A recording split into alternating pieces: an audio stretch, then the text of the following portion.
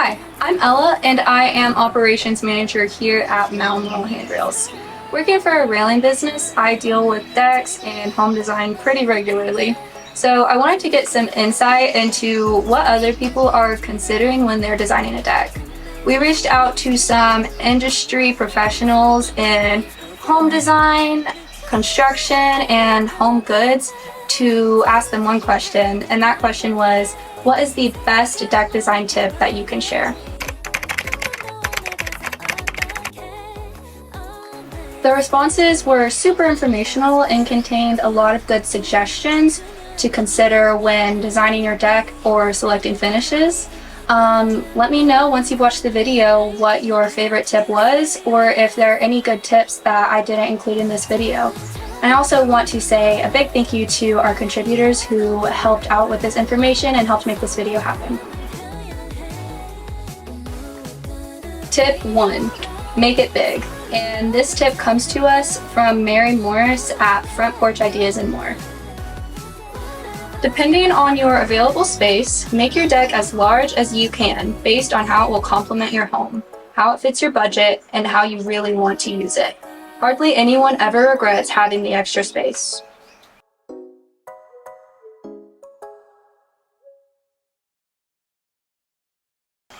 Tip 2, consider your lifestyle.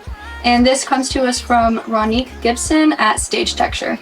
My number one suggestion when designing a deck is to consider the lifestyle of you and your family using the deck before you design it. If you have a family that likes to entertain a lot of people and there are different activities happening at once, a multi-tiered deck with separate elevations may be ideal. An area for summer grilling and another area for eating, lounging, and sitting could be ideal. While if you have a smaller backyard and have smaller and more intimate gatherings, then one level with a built-in bench seat and other amenities can save space while still giving your entertaining area an appealing outdoor experience for all.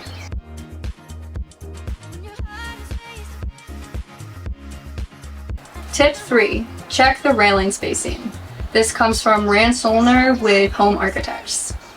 My deck design tip is that even though many contractors think the 4-inch rule means they can space their pickets and other elements 4 inches apart, you really need to have spaces no larger than 3 7/8 inches to comply with the IRC.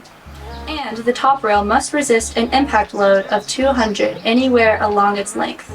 I don't know many railings that can actually withstand this.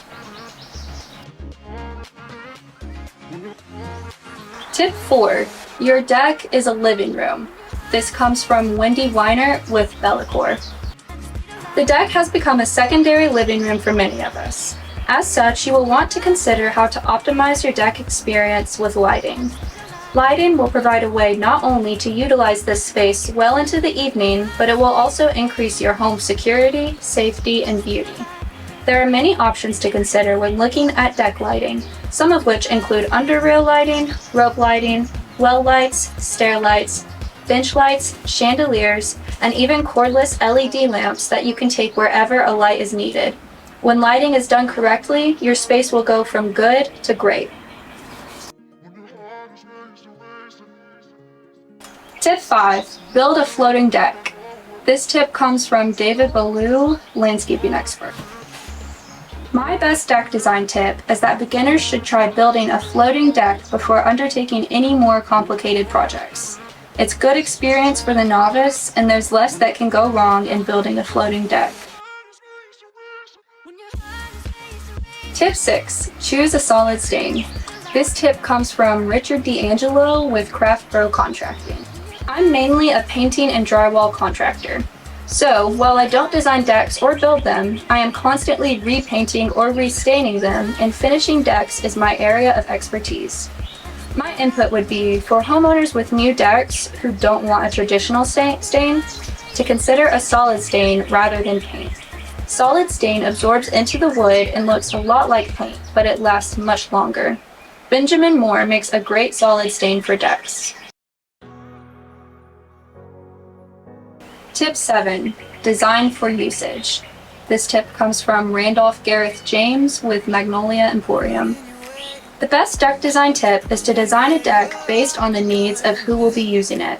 The best deck design is ultimately what will fit the actual design of the house and what are the client's needs. For example, do they entertain a lot? Are they environmentally conscious? Are there any ADA requirements to consider? Do they have children or pets? Tip 8. Include deck lighting. This tip comes from Steve Hodes Jr. with Moonlight Decks. For me, it would be that you should always consider some type of deck lighting. To spend so much money on a deck that you don't use at night seems ridiculous.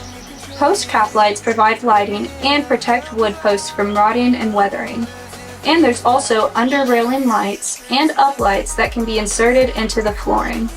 Step lighting provides safety for decks with a lot of stairs too. Lighting improves the usability, ambiance, security, and safety of your deck. Tip 9. Think about the sun. This tip comes from Kathleen Moore with Castleview 3D.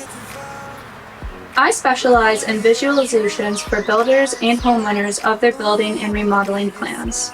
I guess my suggestion from my own home would be to try to design your deck with both a sunny section and a shady section. The reason would be, in order to have spaces that are comfortable and usable no matter the weather or time of day or what you feel like doing on your deck. Sometimes you want to bake in the deliciously hot sun, other times you want to relax in the cool shade and read a book. Another suggestion. If you like to entertain on your deck, figure out what the sun angle will be at the time you like to be out there. We love to have people eat dinner out on the deck, but unfortunately we're usually out there when the sun is sinking low, so some people end up being blinded with the sun right in their eyes. We need to figure out some type of sunshade solution to this problem.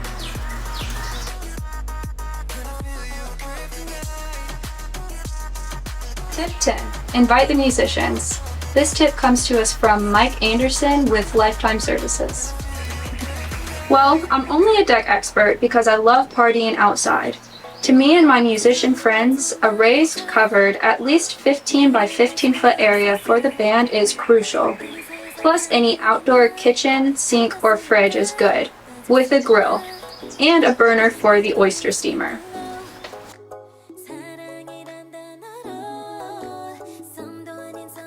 Tip 11. Consider a designer. This comes from Paula Hernandez with Porch.com. When embarking on an outdoor remodeling project, it's always advisable to have a plan. Sure, there are plenty of grand ideas in the big box stores, but this will sometimes lead a homeowner into a precarious situation. Magazines and style guides provide inspiration, but again, it's sometimes challenging to meld it all into a cohesive whole. This is where a design professional comes in. Professional designers come in many varieties with many different designations and certifications, so it can be tough to find the right one. Hiring a designer is helpful mainly with bringing all the different ideas together to make a beautiful outdoor space. The designer will have a vision for the project, which will be translated into a plan. The designer will also bring to the table new ideas, which will enhance the quality of the work, sometimes specifying new and exciting materials, like mountain laurel handrails. For the best possible outcomes, hiring a professional designer leads to the best possible outcome for your outdoor remodeling project. Wow, so that was a lot of really great information from a lot of really talented people. And thank you again to everyone who contributed to this video with those great tips. If you are interested in deck design, make sure to sign up for our newsletter using the link in the description, and thanks for watching.